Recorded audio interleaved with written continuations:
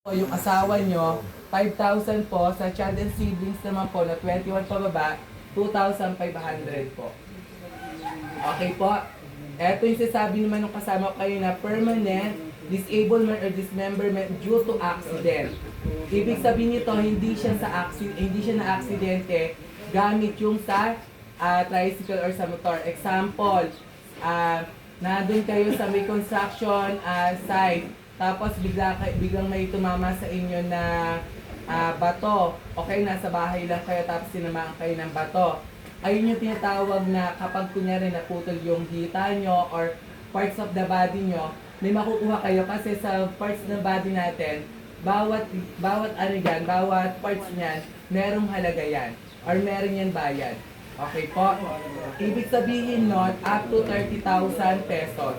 Doon naman po sa spouse or parent ay 15,000. Tapos doon naman po sa child and siblings, 10,000 po. Okay po? Ito yung isa. Permanent disablement, dismemberment due to motorcycle accident. Ibig sabihin, kung kanina doon sa mga nasa bahay lang kayo or nasa construction lang, ito naman, yung naka-tricycle kayo or naka-motor kayo. Dito, kapag kayo na-aksidente at kayo nabangga or kung ano man nangyari sa inyo, tapos may naputol sa parts of the body nyo, may makukuha pa rin po kayo. Magkaiba po yung dalawa ha. Ulo, meron pa rin po siya. Ang ibig sabihin po, dalawa po kasi yan, pwedeng sa baba, pwedeng sa taas. Kasama rin yan. Kasama rin po yan sa baba. Kasama sa inyo. Kasama yun. Kasi parts of the body pa rin siya. Kasi may kasama kasi dito matatapang na iba. Ay, doon pala ha. Ayan, may point si Sir. Ang sabi niya, meron dito Kasama niya kasi matatapang. matapang. Sir, pwede po ba yun? Puputulin ko lang po yung daliri ko kasi walang-wala na po talaga akong pera. Hindi po pwede yan. Bakit? Kasi may investigation pa rin po siya. Pananadya na po ang tawag doon. Okay. Dito naman po, burial benefit due to accidental death. Ayan kung nabanggit niya kanina. Ang makukuha niyo po doon ay 10,000 sa spouse or parent na 5,000 and sa child and siblings 2,500. Cash assistance due to natural death, death due to sickness. Ano ba yung sinasabi natin na cash assistance due to natural death? Ano pag sinabi bang natural death? Anong pumapasok sa isip nyo? Ang natural death po ay yung binangungot. Siyempre, hindi naman natin inaasahan yan. Natural death yan. Yan. Sa inatake po, ayan po, yung mga biglaan din po yan.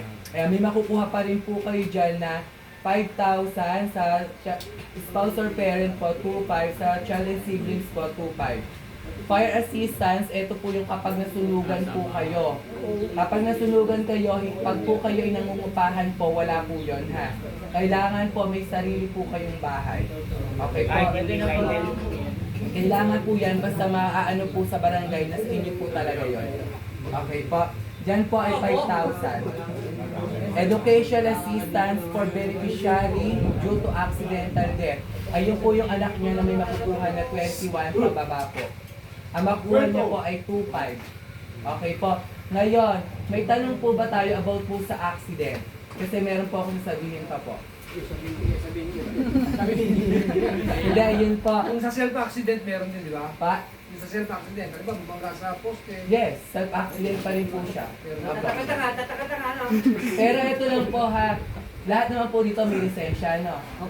Okay, meron naman po siya. dito, wala. Pasensya na. Meron dyan, meron. Lisensya. Kasi dyan po, kapag po wala kayong license, aminin ko na po sa inyo, kapag po walang license talaga, ipapaano pa po yan sa police station kasi may mga police station tayo, police blotter, ganun po. Yung mga ganun pa po yan. Siyempre hindi